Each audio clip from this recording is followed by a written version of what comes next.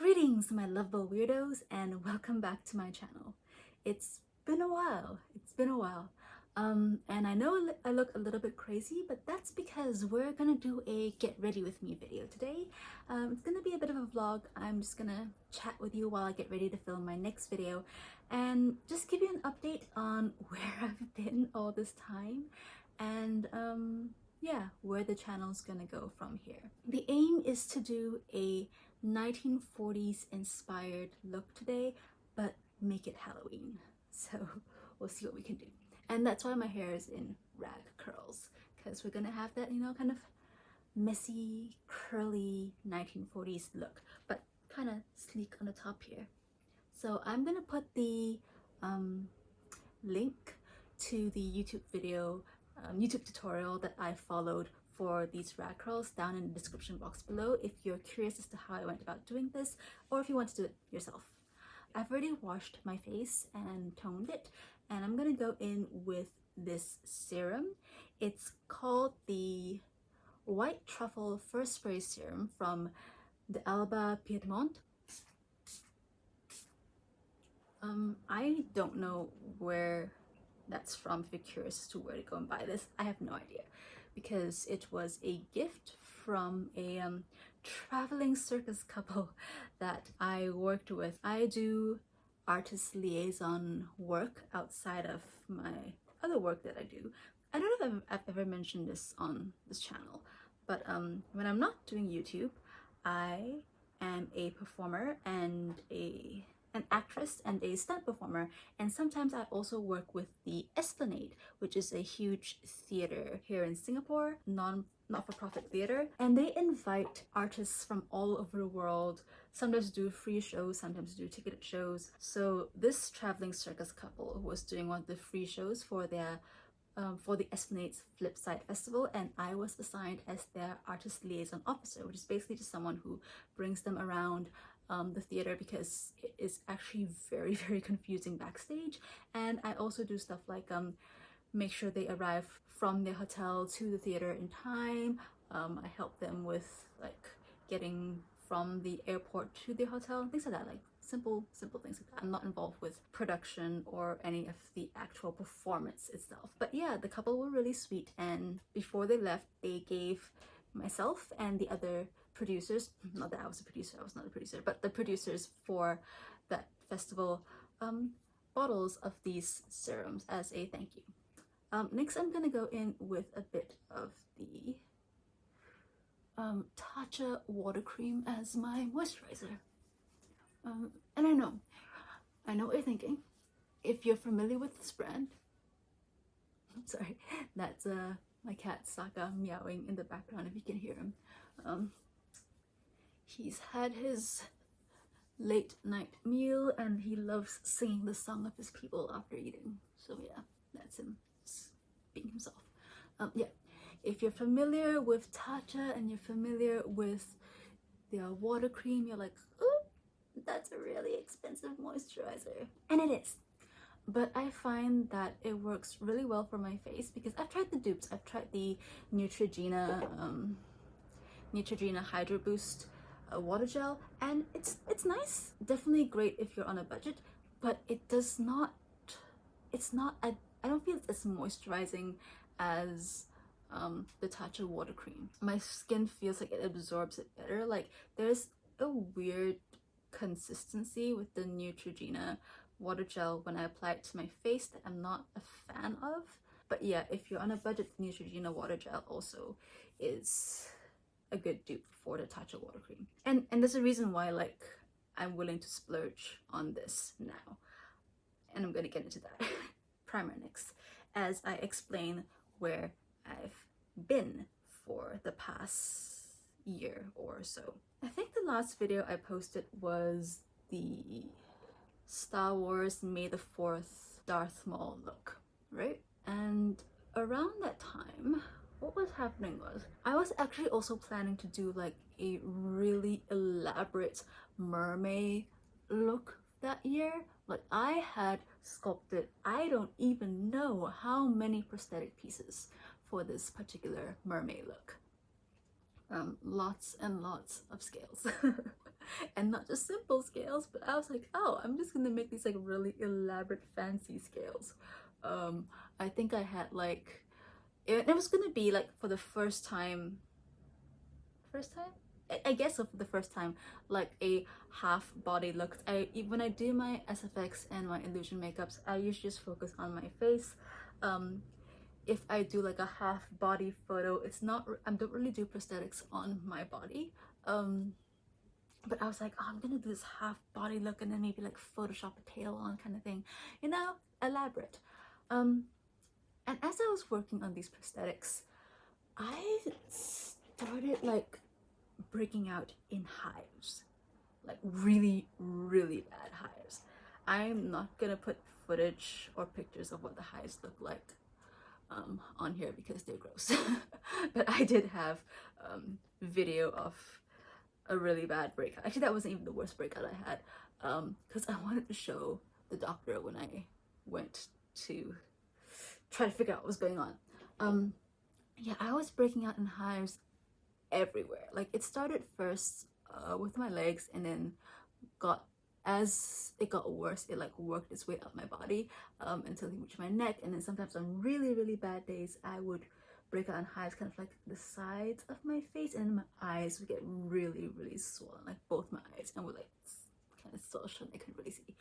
So yeah, this went on for the entire month of May and after that. So like I thought that maybe I was having a reaction to the liquid latex I was working with, and maybe it was the baby powder, because you know, baby powder gets everywhere. That's the only thing I could think of that was like that would get everywhere over me as I'm working.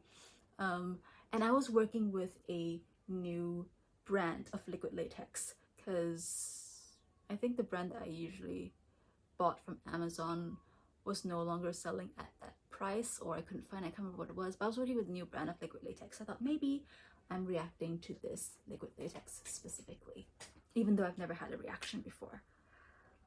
So I scrapped that entire mermaid look, which is really sad because I put so much work and effort into it. But yeah, I scrapped that entire look. I thought, okay, I'm just gonna avoid all my SFX stuff for a while, all my makeup stuff in general. I just avoided all makeup, and we'll see what happens. Maybe it'll go away. It did not go away. The hives did not go away. It continued. The hives continued to appear in my body for a good couple of months. I think it was like 3 months. Yeah, 3 months before I was like, this has gone on long enough. I need to do something about this. I mean, I had gone to the doctor, but the doctor was really just like, oh, yeah, you've got hives. It's probably like an allergic reaction to something, but they couldn't tell me what I was reacting to. I mentioned I dabbled in SFX makeup as a hobby, and they were like, oh yeah, it's probably that, just stop doing that for a while. Yeah, so that's what I did. But the hives continued, and I was like, okay, it's not the liquid latex, it's not the baby powder, it's not the flour I was using for the liquid latex paste, it's none of that. So I finally decided to pay to get an allergy test done. And with allergy tests, you can get those like prick tests done where they take certain allergens, common allergens, and then they prick you along your, I don't know if it's the arm, somewhere on your body. I think it's the arm. I think it's usually commonly the arm. And then you wait like half an hour and see what pricked parts swell, and that's what you're allergic to. But although it was a cheaper option, it did not seem like extensive enough for me, because I already knew I had some allergens. Like, I knew I was allergic to shellfish, and that seems to be the common thing that's being tested for during these prick tests. So I was like, I don't want to pay money for that to find out that I'm allergic to what I already know I'm allergic to. I think this is something beyond that. So I decided to get a blood test done instead, because even though it's a bit pricier, it is also more extensive. They test for a whole bunch of other stuff. For full disclosure, I paid $1,200 for my allergy test, and that's like the base price. You can go up from there depending on what uncommon things you want to test for if you think you have an allergy to that. 1.2k, that's fine. I mean, it's not, but that's what I was willing to spend. So yeah, I got the allergy test done. They drew blood, which is awful. I mean, I've had blood drawn many times in my life because I've had to do numerous blood tests for a bunch of different things, all throughout my life. And every time I hate it. I just don't like needles, and I don't like having blood extracted. It's not fun. And I think it's also because I've had several, like I said, because I've had so many blood tests done. I've had it done at many different hospitals in different countries as well, and so many different nurses, and not all of them were great. Sometimes they had trouble finding my vein, because I have I'm kind of tiny, and so my veins aren't really prominent. Like, it's hard to find my veins. Like, even when I go to a hospital and I have to get a drip inserted. One time I was admitted to the hospital, and the nurse that was working on like this hand could not find a vein. Like, she started like at my elbow, couldn't find one there, then did it on like the back of my thumb, couldn't make it work there, and then did it on the side of my hand, still couldn't do it there. And then another nurse came and saw like I was starting to bruise, and I was obviously in a lot of pain because I was already in the hospital because I was in pain. And he was like, why don't I take over? And was super gentle and managed to like work the needle into my other hand, because there was no way he was working on the same hand. Yeah, all that to say, I got blood drawn. The doctor who drew blood for me this time around was super nice. We had a really nice conversation about the work I do. He was surprised that I was a stunt woman because it's not common here in Singapore. He was also surprised that I was a stunt woman who's afraid of needles and afraid of getting blood drawn. He found that really funny. Funny aside, I have many asides. Around the time that I was reacting to whatever I was reacting to, having hives, my brother got a new puppy, a really adorable little corgi that he named Iroh, because our pets are named after Avatar: The Last Airbender characters. Like my cat, the one that was meowing just now, is Sokka, and then we have Zuko, which you've seen Sokka and Zuko on this channel before, and then we've got Iroh, and yeah, so I got my when I got my test results back, and before I opened it, I was like, you know what would be hilarious? It would be hilarious if I was allergic to Iroh. So yeah, opened my test results, and guess what? I am allergic to both cats and dogs. Never had a reaction to either cats or dogs before in my life, but I am apparently mildly allergic to cat dander, moderately allergic to dog dander, and a bunch of other things. So I already knew I was allergic to shellfish, which is what moderately. Actually, it wasn't like extremely allergic according to the test. I was also moderately kind of, was it high? The test is divided into like mild, moderate, high, very high, and then like severely allergic, and it's on like a color spectrum, so you can tell the extent of your allergies. I think I was like moderate to highly allergic to tuna and anchovies, or what we call ikan bilis here in the Southeast Asian region, or Malaysia and Singapore, which really sucks because I really like tuna and I like ikan bilis, And that was actually one of the hardest things. Like, I found that it's okay, like I could avoid tuna because like, hey, no more spending money on sashimi. Great. But ikan bilis is in a lot of food here in Singapore. Like if you eat nasi lemak, nasi lemak is usually like chicken and rice, and then the sambal, which like, ugh, makes it nasi lemak.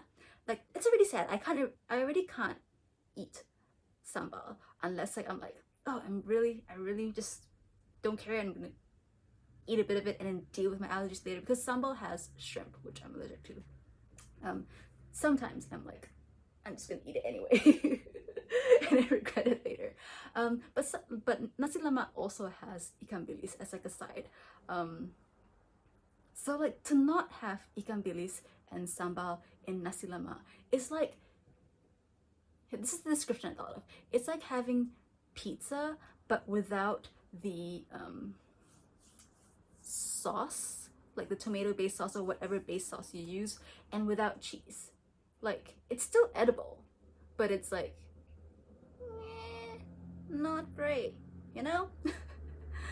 Oh yeah, and I was also severely allergic to house dust and an entire wide range of roaches, different kinds of roaches. And so yeah, when I got that back, I was like, okay, I'm just gonna deep clean my entire room and everything. So I don't know exactly what I was reacting to during those 2.5 to 3 months, but now I just avoid a whole bunch of stuff. If my cats sit on my lap for too long, I'll break out in hives. So it's a little bit sad. I mean, I still do pet them, I still do play with them because they're adorable, but it just means that I have to take antihistamines pretty regularly. Oh, those gross, it's just bad. Yeah, so I take antihistamines pretty regularly, like almost every day. You don't have to take more than one antihistamine a day. But yeah, that's now a regular part of my life. So I was dealing with allergies. At the same time, I was also going through something with my face. In that, I was trying to, like, I was breaking out in addition to the hives. like I had little zits kind of just breaking out the bottom half of my face, and I was getting really annoyed at what I viewed to be gigantic pores across my face. Like, I don't think you can see it on the camera, like, you know, but I see my face every day, and I thought my pores were huge. So I was like researching how to deal with this weird, small, bumpy breakout and pores on my face to minimize the look of pores.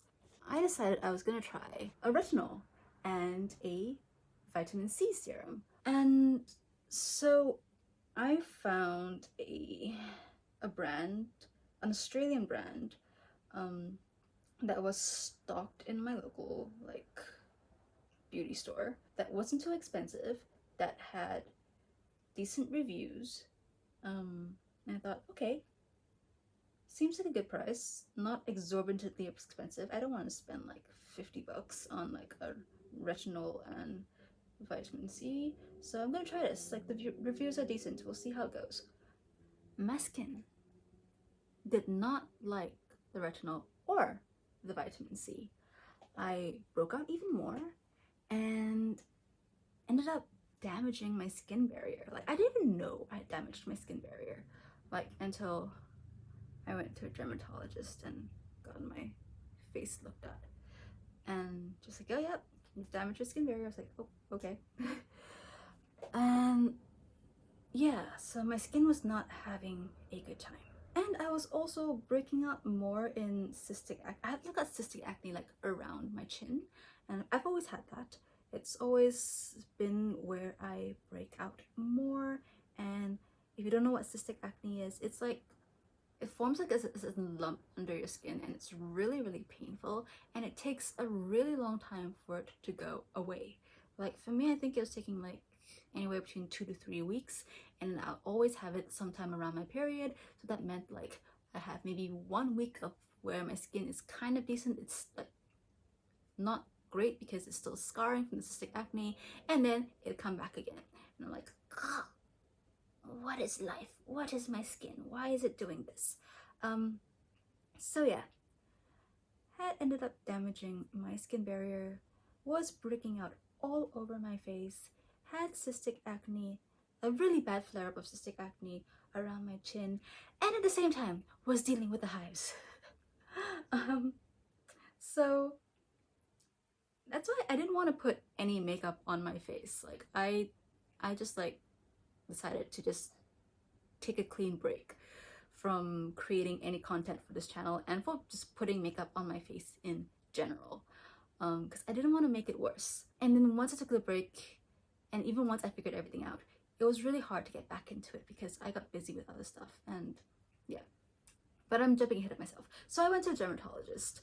I think this was after I went to the allergy specialist. So within a short period of time, I spent a whole bunch of money to figure out what my problems were with my body. And so the dermatologist was like, oh yeah, that can happen. Like some people react badly to retinol, especially if you've never used it before, and to vitamin C. And that's probably what's happening here. Like your body's just freaking out with all these new additions.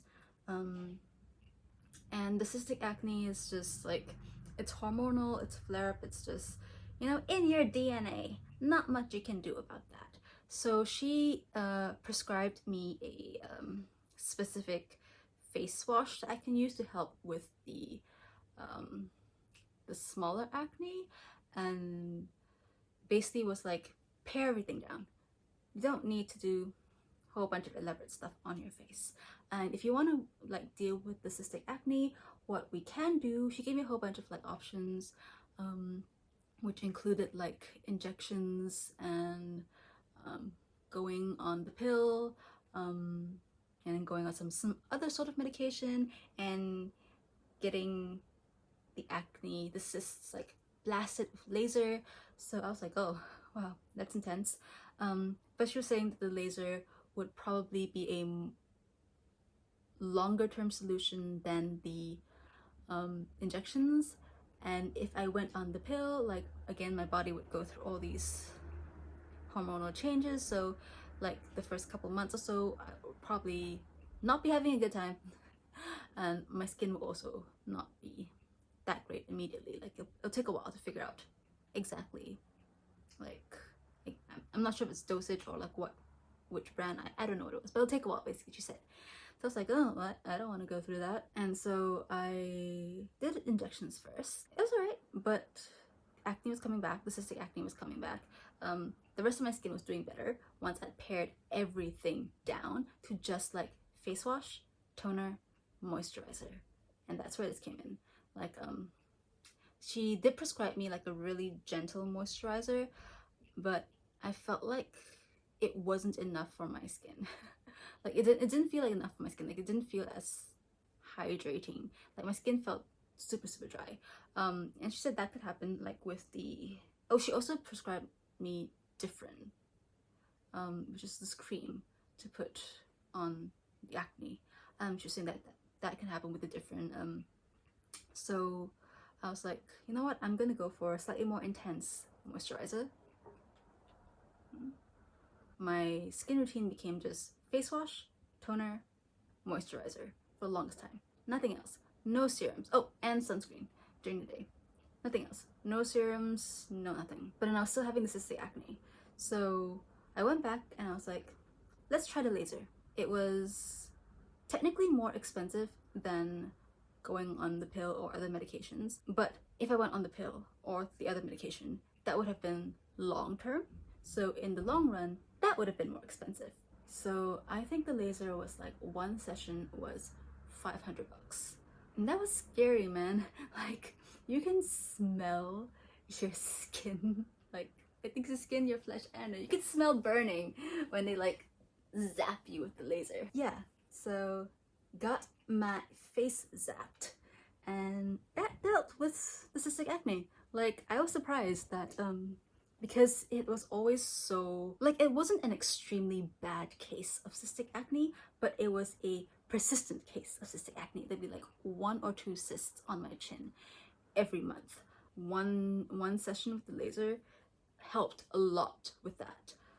So that's what was happening with my face and my skin, and why I decided to take a break from the channel for a bit, from just makeup in general. But also at the same time, I was super busy with work. Like I mentioned, I'm a freelance actress and a stunt performer here in Singapore, and the industry is super small. Like, everyone knows each other. Even if you don't know them personally, you will know someone either by name, or if you're like me and are really bad with names, you'll know them by face. You'll recognize their face. Just got a message on my phone because I film everything on my phone. In case you guys didn't know, this entire channel has been filmed on my phone. I don't have a proper camera. You would think that with the plague, work would have slowed down, and it did in the theater side. Like, I used to do quite a bit of children's theater, but that work all dried up. But fortunately, like, I had started to dabble in stunts about 3 years ago, because I was doing a lot of like random hobbies anyway. Like, I was doing like archery, I was doing aerial silks and lira, I was doing a bit of Muay Thai and Kali Majapahit, and classes are expensive here. I mean, they're probably expensive everywhere, but they're expensive. And I was like, how can I combine my love for all these weird hobbies, fun hobbies, but also get paid to do them? Because, like, I don't make much as a actor here. Like, I don't know how it's like elsewhere in the world, but in Singapore we don't have a union. There's no actors union. There is a workers union here, and that's the only legally allowed union in the country. But they don't have like a branch specifically for performers. And so what that means is that every time you get cast in a new show, whether that be for theater or for TV or for film, you got to negotiate your contract. And there is also no minimum wage here, which means that unless you are already considered a superstar, which I am not a household name, I am not at all famous. Like, sometimes you'd be getting paid. Can I give an example of pay here in Singapore? I mean, I've never signed any NDAs before. Like, I think it's fine, but I don't know if I'll get in trouble. I don't know. Maybe someone will discover this video even though I'm just rambling. Let me just give an example of a show that I was offered a role in. That I ended up rejecting. So I didn't sign a contract. So I guess I can talk about it. There was no NDAs. This was not theater. This was a TV series, like a short mini series. They were specifically casting for someone who had fight experience. So this casting happened after I started going into stunts. They wanted someone who had both acting and some fight experience so that you look believable on camera. Casting team seemed to like me when I was in the room. They were like, here, just shadow box for a while, make it look like you know what you're doing, and you're like, oh yeah, that looks great, you look fierce, love the undercut, which is not common because it's a really strong look. Like, it does make me difficult to cast, because a lot of castings here ask for like the girl next door or someone who looks innocent and pleasant, and to a lot of casting teams, an undercut does not look pleasant. And I knew this before I got the undercut. I mean, that's fine. By the time like I was doing theater, where it didn't really matter what my hair looked like because I would just put on a wig, and yeah. And then when I do stunts, it's also the same thing, because I'm not supposed to look like myself. I'm supposed to look like the actress that I'm doubling for. So they'll also put me in a wig, because half the time, like, we either have a different hair color, or their hair is a lot shorter than mine, or vice versa. And so yeah, I'm in a wig anyway, so it hides the undercut. So yeah, back to the story. They loved my look, they loved what I did in the room, and when they got back to me, they were like, hey, we'd love to cast you in this recurring role. It's not the main role. It's like the supporting role. You're playing the mentor of the main character, and you'll be needed on set for 2 days, and you also have a rehearsal and a fitting, like an imaging, and like a screen test. And so I think altogether it was about 4 to 5 days. I can't remember exactly. I think it was 4 days of work. The shoot days were full days, so this is like 12-hour days. They didn't give me a call sheet, so I don't know exactly what the call times and end times were, but they were 12-hour days. And the rate they offered me was $200 for 4 days of work. And I was like, I can't, I'm sorry. I can't. Yeah, like being in your show would be great, but I can't accept $200 for 4 days of work, especially when 2 of those days are 12-hour days. That's just a bit ridiculous. And like the way they tried to phrase it as well was like, it's $200 for the shoot days. So it sounds great because you're getting paid $100 per shoot day, but then they don't take into account the fact that there's a rehearsal and there's a day dedicated to imaging and costume fitting and hair and makeup tests and all that.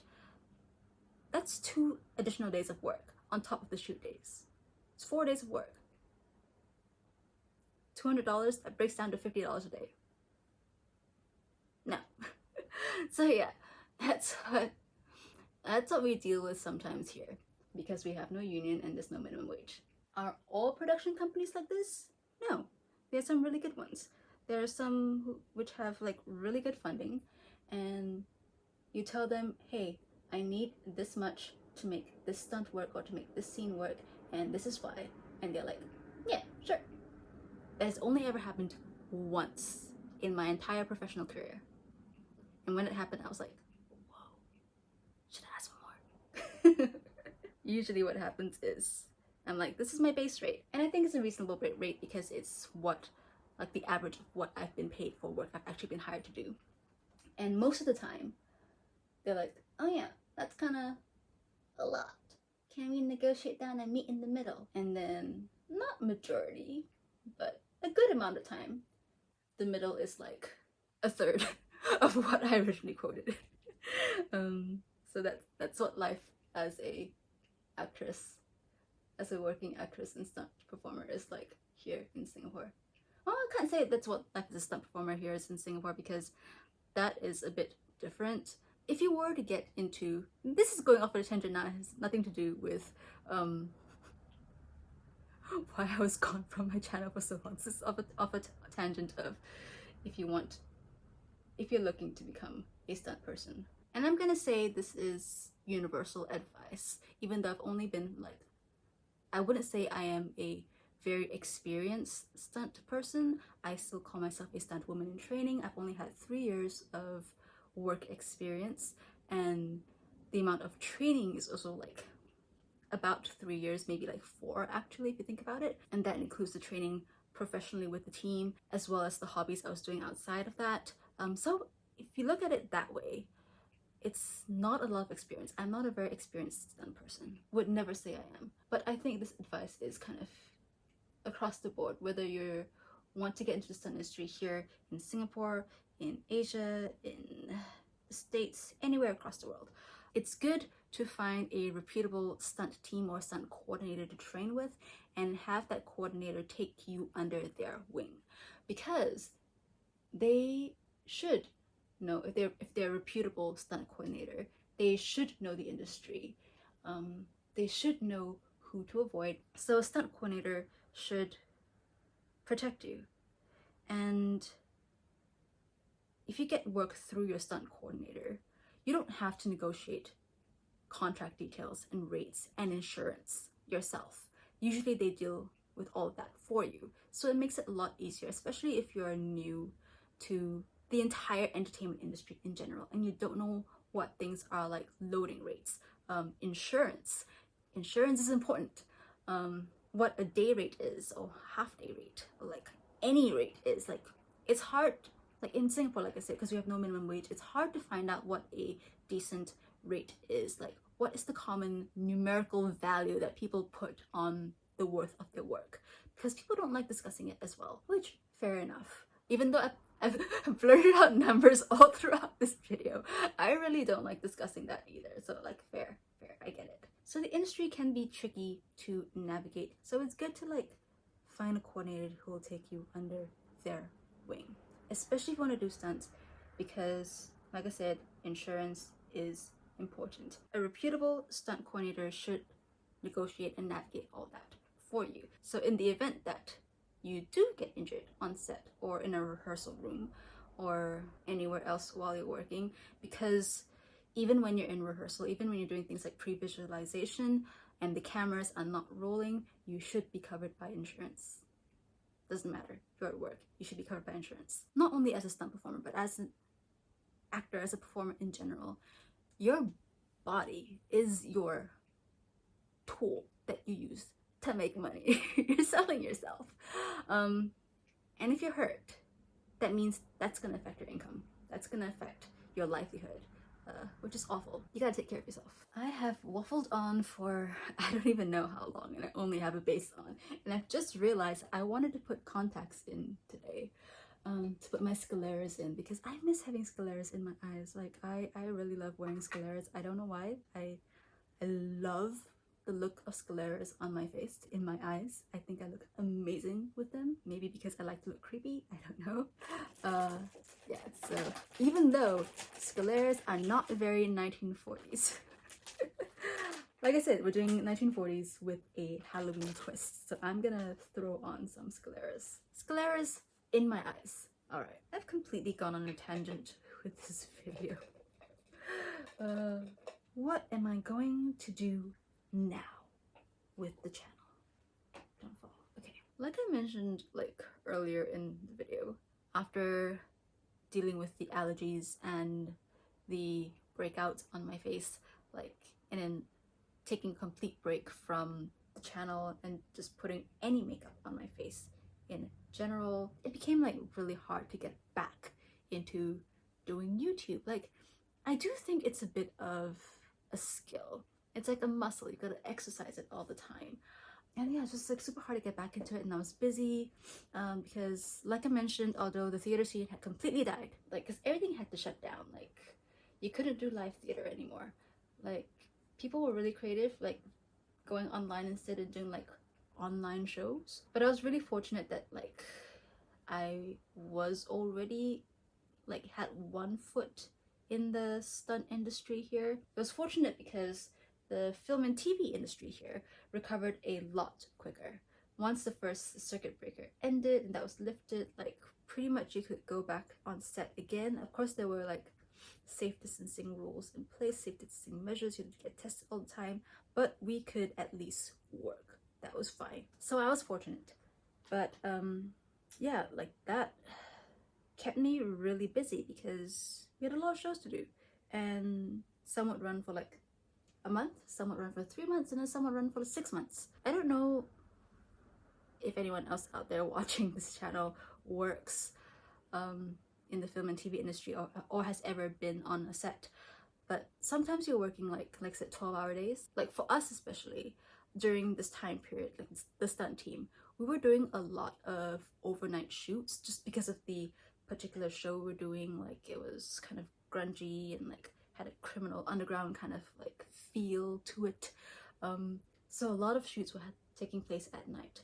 So we were like, our call time would be 6 p.m. and then we'd like end at 6 a.m. and then just because we ended at 6 p.m. and 6 a.m. doesn't mean like we immediately got home, because we still had to like pack stuff up if we were using like our stunt gear or equipment or like stuff that had to go back to the studio that we were training at, that kind of thing. Like sometimes it takes me 2 hours to get home after everything, and so sometimes I don't get home until like 8, definitely when the sun is up. And yeah, it's exhausting.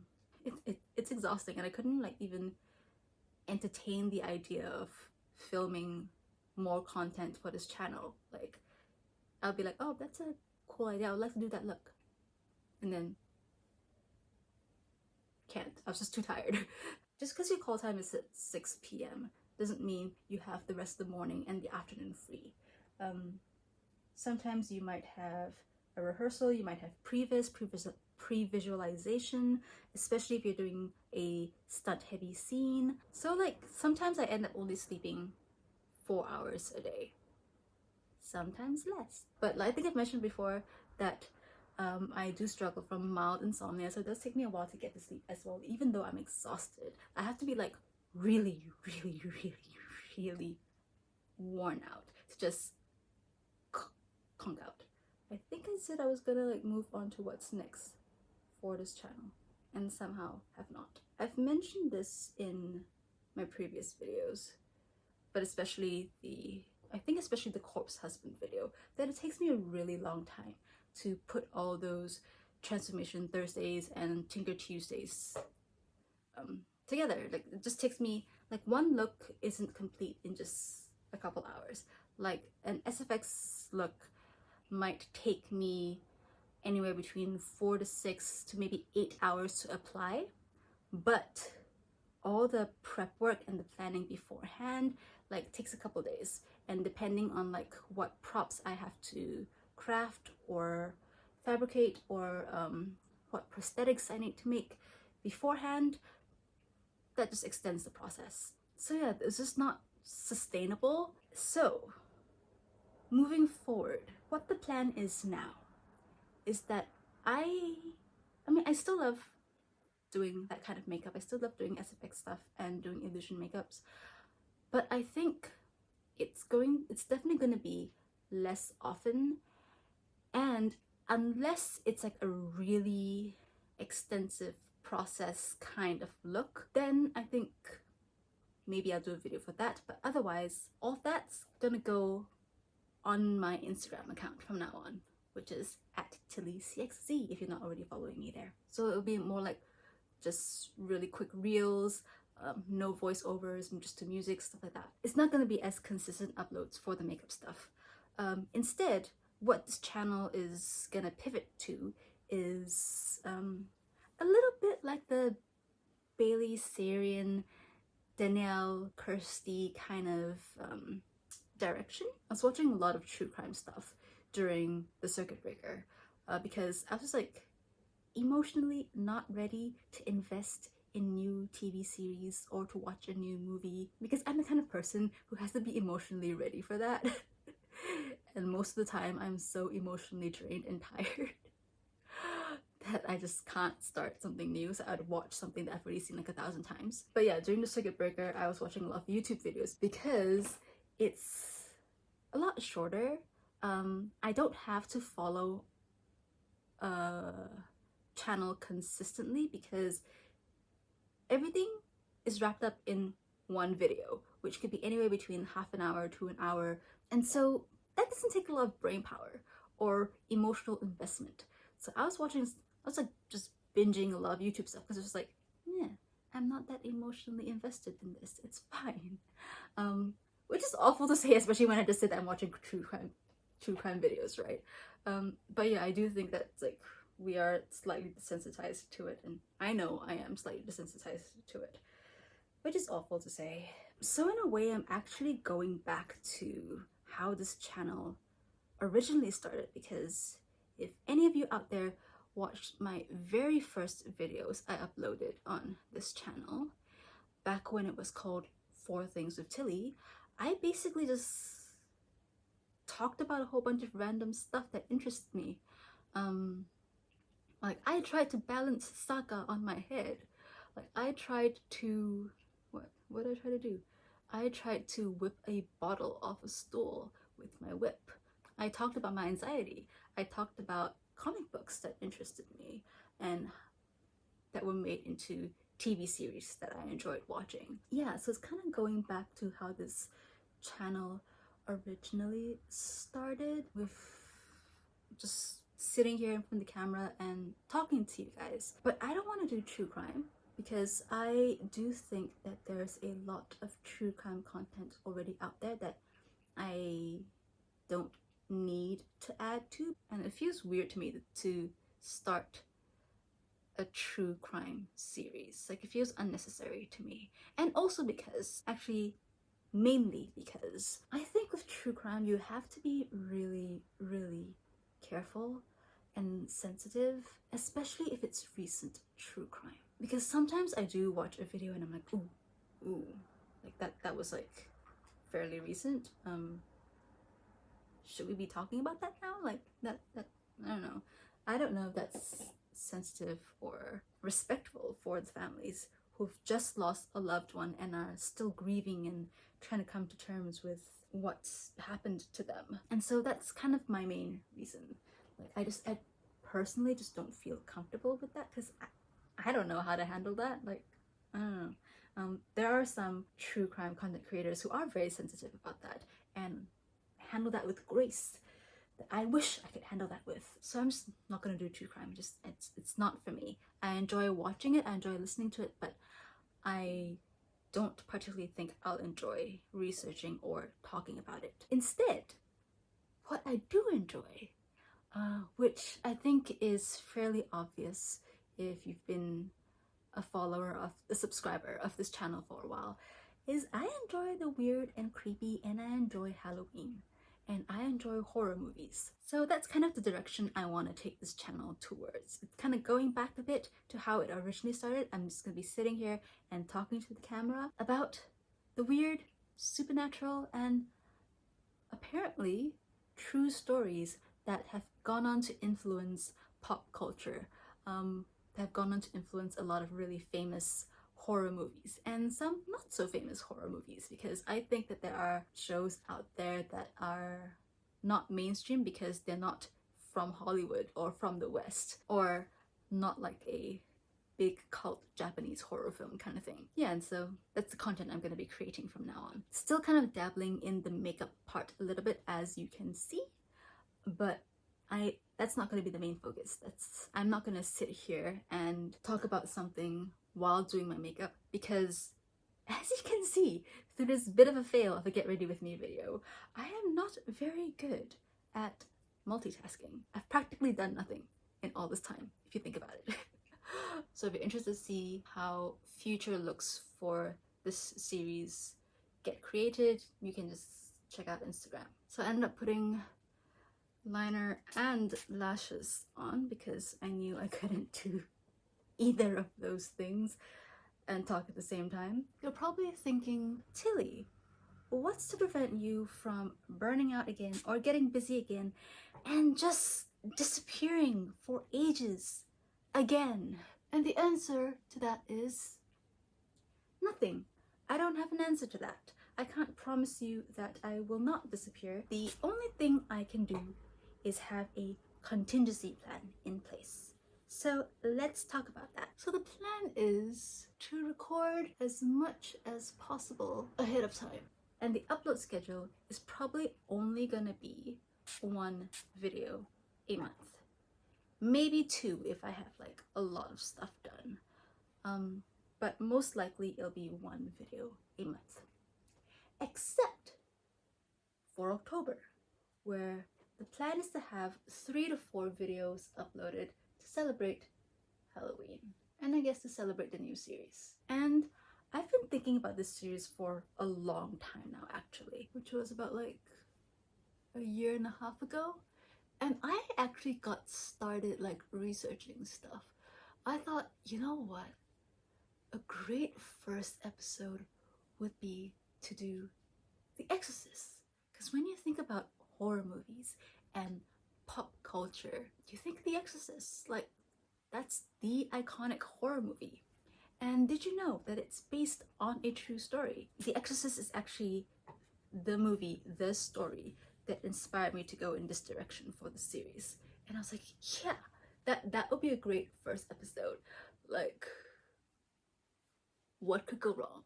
So, you guys, what went wrong was the story behind The Exorcist is really, really detailed. The alleged first-hand accounts are really, really detailed. I ended up like with, I don't know how many pages, but it's about 45 minutes to an hour's worth of notes, just the notes. And that wasn't even like, I hadn't even reached the main crux of the story, the haunting that inspired The Exorcist. And I was like, this is just too much information. It's just too much. And then I got intimidated, I guess, and then it stopped. So that project kind of didn't die. It just hibernated for a while. And now it's being revived.